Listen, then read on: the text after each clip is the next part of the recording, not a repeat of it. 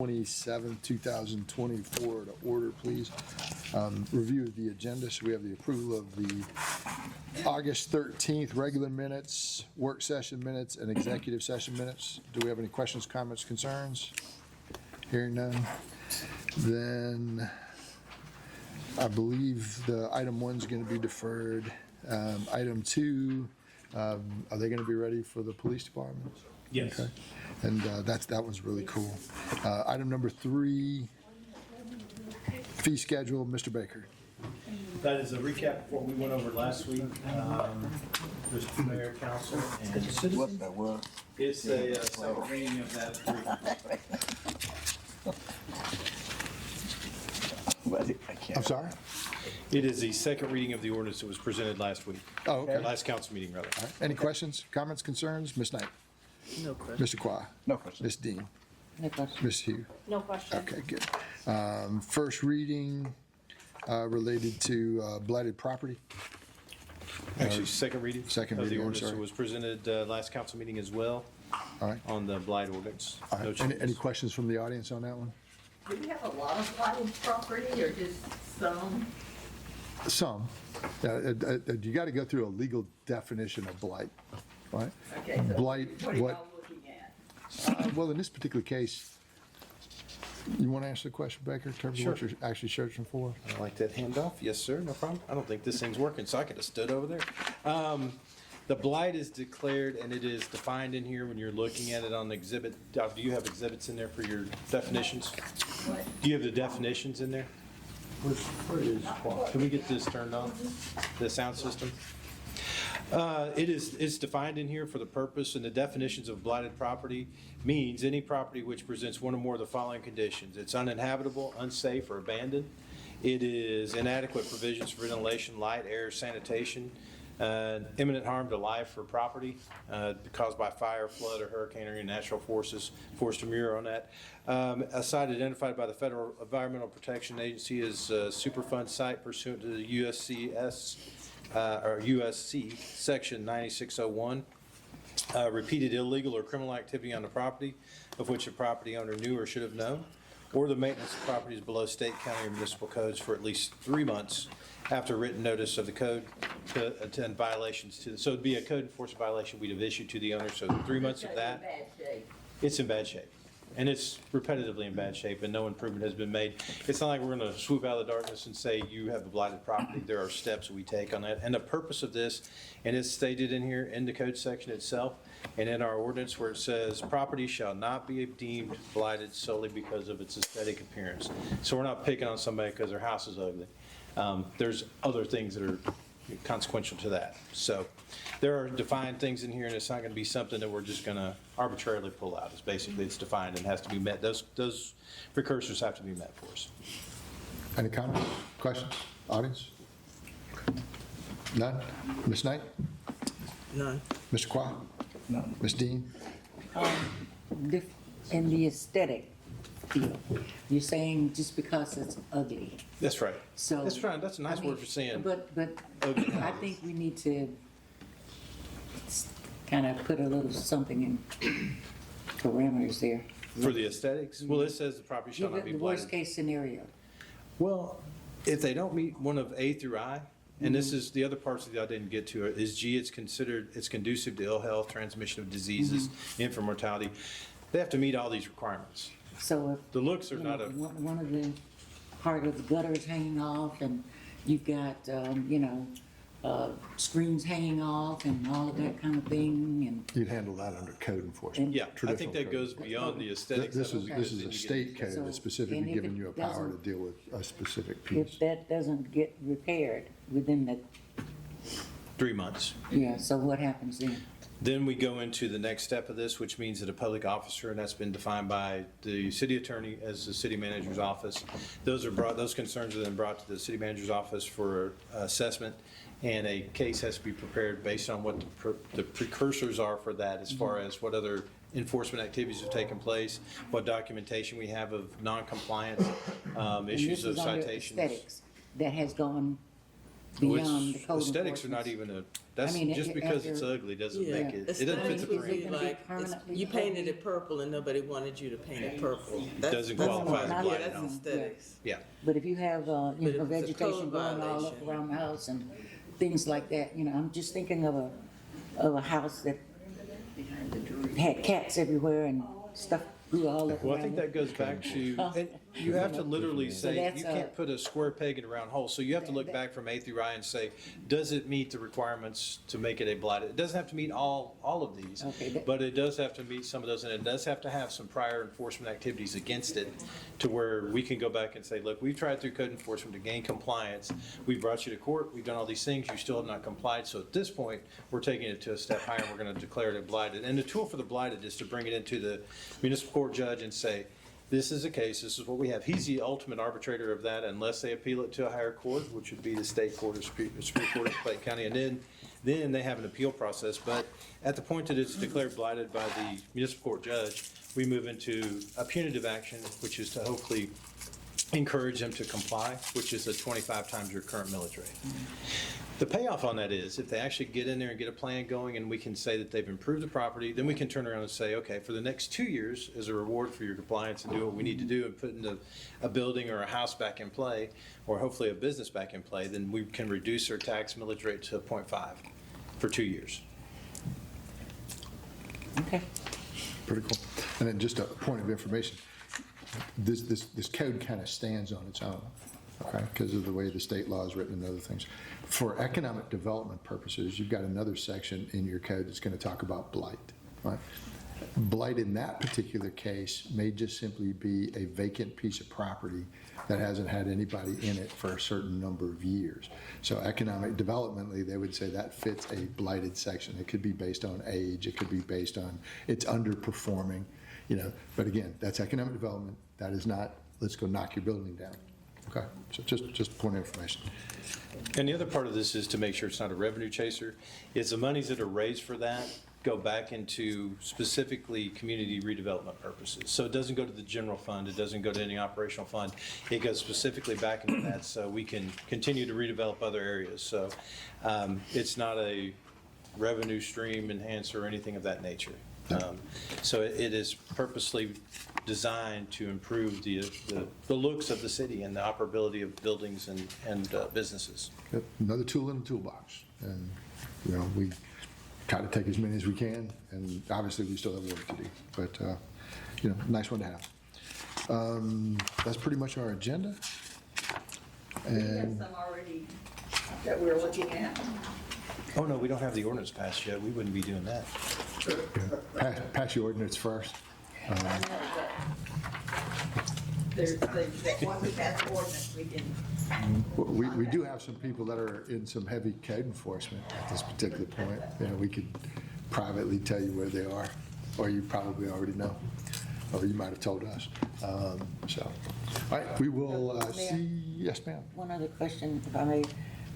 For the parcels of 5 acres or greater, can you kind of, I'm sorry, Ms. Dean, what was the question? it's, what is it, remediation or redevelopment for 5 acres or greater? It's, section 3-2-206. C, C3. And was that, I'm sorry, which one are you talking about? Oh, on parcels of 5 acres or greater, plan shall address a relationship to local objectives respecting land use, improve traffic. That's for bigger parcels, specifically for those. And that's only if it enters into the preponderance of the evidence presented to the judge, and he puts it in that blighted category. If they have 5 acres or greater, then they do have to comply with that particular thing, because it should have something that has a relationship to local objectives respective to land use, improved traffic, public transportation, public entities, recreation, and community facilities, and other public And improvements. that's commercial only? Not specifically So it's commercial, so it could be residential as well. So it's a relational, it's more of a relational part, and that would be either included or excluded from the plan based on that property size. So if it's residential, I don't see that we would probably include that in the improvement plan itself. Because the improvement plan can't be, we just can't say everybody has to meet this requirement. It's going to be different for residential than it is for commercial. And then those are the other steps to really make sure that things are being done, because you're going to set milestones, you're going to set the standards of timelines and everything else that they have to do, not only structurally and engineering wise, but on the exterior and the cleanup on the landscaping as well. So it's an in total type plan that they would have. So if you got wooded area and storm comes in and blow a bunch of trees down, you gotta, Yep, and one of those things is, it takes into account in the code that if there is a act of God, that we say that, the insurance companies are coming in. But for example, after we've had a house fire and it's 2 years later, then it's expired past the time before they should have been corrected in the first place. So, and that would have, again, the trigger for those would be code enforcement activities, trying to gain compliance, trying to do enforcement activities, and documenting all these other indicators from A to I that may make it into a blighted property. And FYI, that house that was on Oxford Drive, third or fourth one on the right, that had been burned up for years, that just sold for $320,000. Did they fix it up? Yes. So, took forever, but not a bad one on the street, once it gets done. So, got to thank some folks over in the police department for strength. So, anyway, we will see you all at 7:30. We got wonderful coffee. I'm sure Victor's got some somewhere. yeah, wonderful coffee. And good afternoon. I'd like to call the August 27, 2024 regular meeting of the Morrow City Council to order. If you will stand for the Pledge of Allegiance, followed by a moment of silence, please.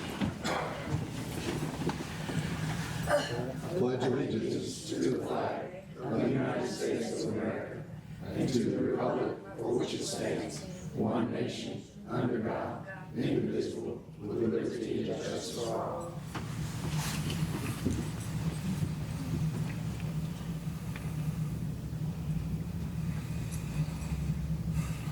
Please be seated.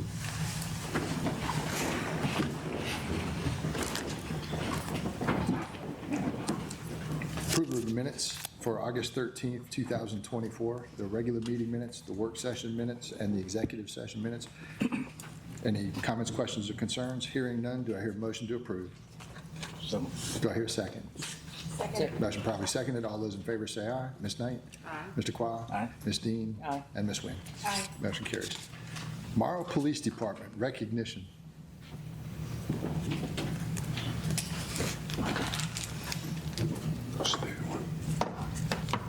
I'd like to call Chief, Major.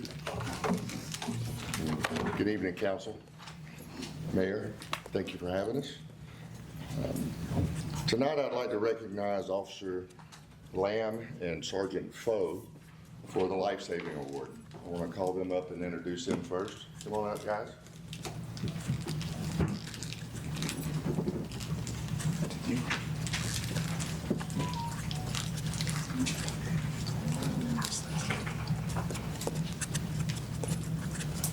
So Officer Lamb has been with the City of Morrow since August of 2020.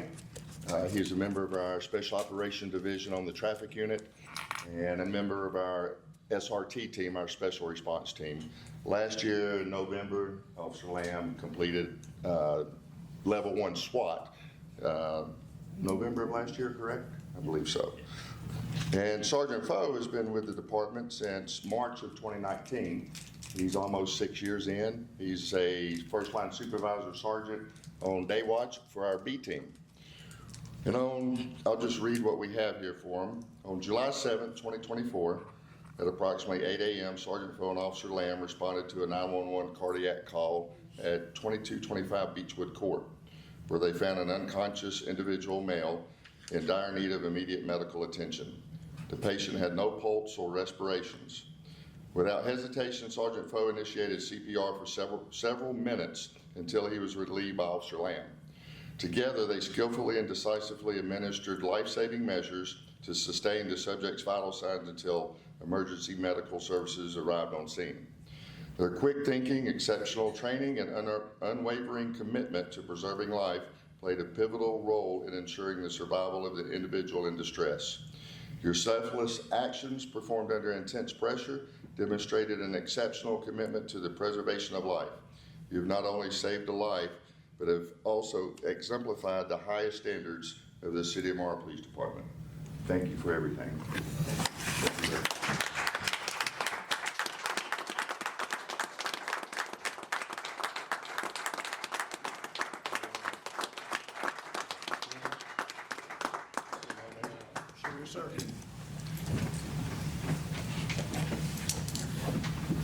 And I would like to say I reached out to the family yesterday to have them in attendance, and unfortunately, they were unable to attend.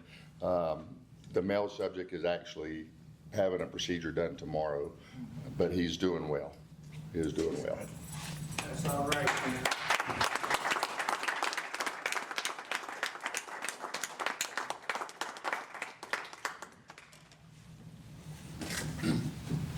And this is a certificate of recognition as presented to Officer Lamb, awarded in recognition for being selected as recipient of the Life Saving Award.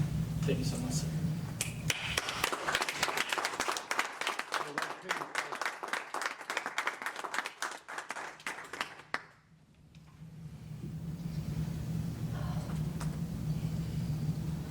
Gentlemen, in lay terminology, in the EMS world, good job pumping and blowing.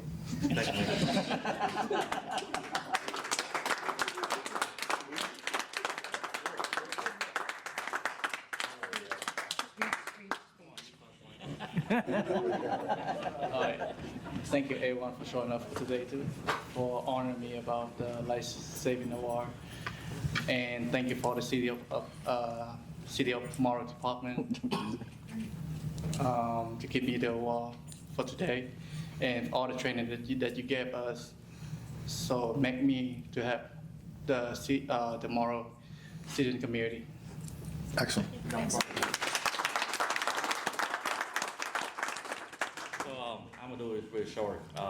I would like to thank you, City of Morrow, Morrow Police Department. Also, thank you, Chief, Major, Captains, because doing CPR is what we learned before we become police. But because of Chief, that allowed us to have more training, so make us more confident on doing our job. So that's how we complete our job without any hesitation. So that's all I want to say.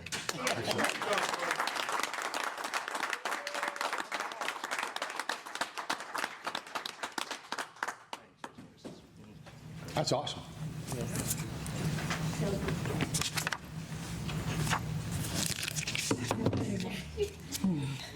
I know somebody's gonna say CPR. That is really cool. Ordinance 24-04, City Code of Ordinances relating to the fee schedule. This has been discussed in the work session. It's also the second reading. Do I hear a motion to approve? So moved. Do I hear a second? Second. Motion properly seconded. All those in favor say aye. Ms. Knight? Mr. Qua? Aye. Ms. Dean? Aye. And Ms. Wynn? Aye. Motion carries. Ordinance 2406 is related to title, finance, and adopt blighted property, as also was explained in the work session, which is also a second reading. Do I hear a motion to approve? So moved. Do I hear a second? Second. Motion properly seconded. All those in favor say aye. Ms. Knight? Mr. Qua? Aye. Ms. Dean? Aye. And Ms. Wynn? Aye. Motion carries. Comments from the audience? Mr. Collins? Oh, gosh, we're gonna be here all night. I was waiting on that, Mayor. Good evening, Mayor, Council, citizens. Congratulations, Officer Lamb and Officer Foe. Job well done. Job well done. First, and I know this person's gonna get upset with me, but I have to give a special thank you to Councilman Quavon. I approached him a couple of weeks ago about some support for our local VFW post. And without hesitation, he just came through. And I can't thank you enough for helping the post and the veterans of this community. Thank you, Councilman.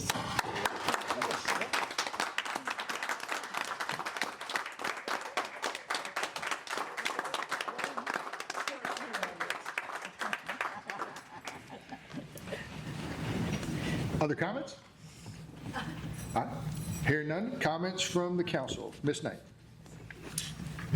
Just very quickly, we do have a clock running on our MARTA issue, so any updates that we can share with the public, let's make sure that we get that information out.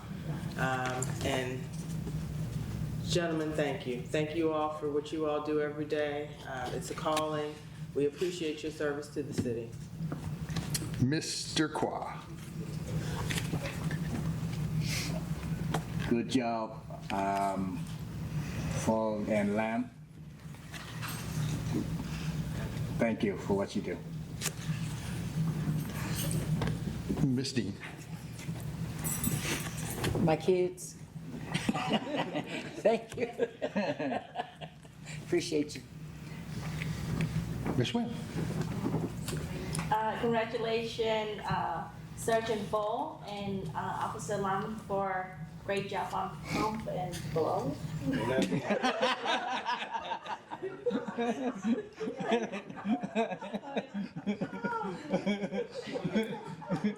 All about high flow diesel.